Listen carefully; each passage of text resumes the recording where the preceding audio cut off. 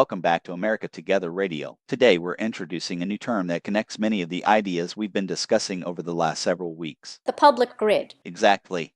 I knew we were eventually going to become a civil engineering podcast. Not quite. Let's start with the obvious question. What is the public grid? The public grid is the network of people, organizations, institutions, businesses, communication systems, volunteer groups, and public structures that help communities function. So we're not talking about the electrical grid. Correct. We're talking about the human systems that make communities work. Exactly. The social machinery. That's one way to describe it. Give us some examples. The volunteer helping at a food bank is part of the public grid. Okay, The local radio station is part of the public grid. makes sense. The church running the coat drive is part of the public grid. Okay, A city council meeting is part of the public grid. interesting. A citizen reporting a local concern is part of the public grid. So the public grid is bigger than government. Much bigger. And bigger than any single organization. Exactly. That's actually useful. I think so. One thing I like about this idea is that it includes both public and private participation. Because communities are built by both. Citizens, Yes. businesses, Yes. nonprofits, Yes. government. Yes. And the guy who somehow knows everyone in town. Surprisingly important. We've spent a lot of time discussing communication infrastructure. Because communication is one of the major systems inside the public grid. Information moves through the grid. Exactly. We're talking pipes. Apparently we are. A fishing boat heads out from Mobile Bay again.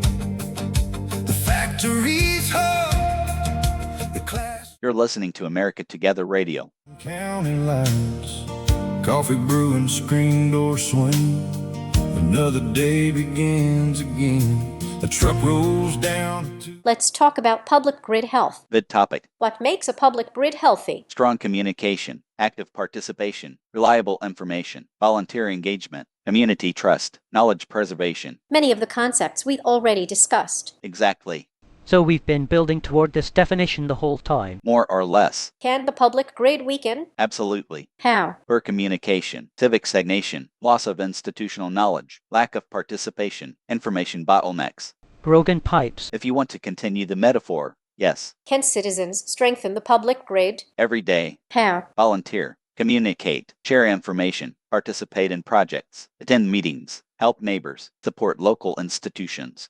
Basically become a useful node. That's a surprisingly accurate description. This seems like a good place for an approved message. Agreed. Here is an approved message from Jeremy Levan. No president governs alone. A president works with advisors, experts, cabinet officials, military leaders, governors, mayors, legislators, business owners, workers, families, and communities across the country. I am not running to pretend one person has every answer. I am running to build a serious team, listen carefully, make decisions, and take responsibility for the direction we choose. Leadership is not pretending to know everything. Leadership is knowing how to bring good people together. That was an approved message from Jeremy Levan. Any final thoughts? Yes, the public grid is all around us. Every community depends on it. The stronger the connections between people, organizations, and institutions, the stronger the public grid becomes. We're talking pipes and grids now. Apparently, that's where the journey led us. What comes next? Next episode, we'll discuss how citizens can actively strengthen the public grid and why participation is one of its most important resources. Public grid maintenance. Exactly. This has been America Together Radio. Thanks for listening, and we'll see you next time.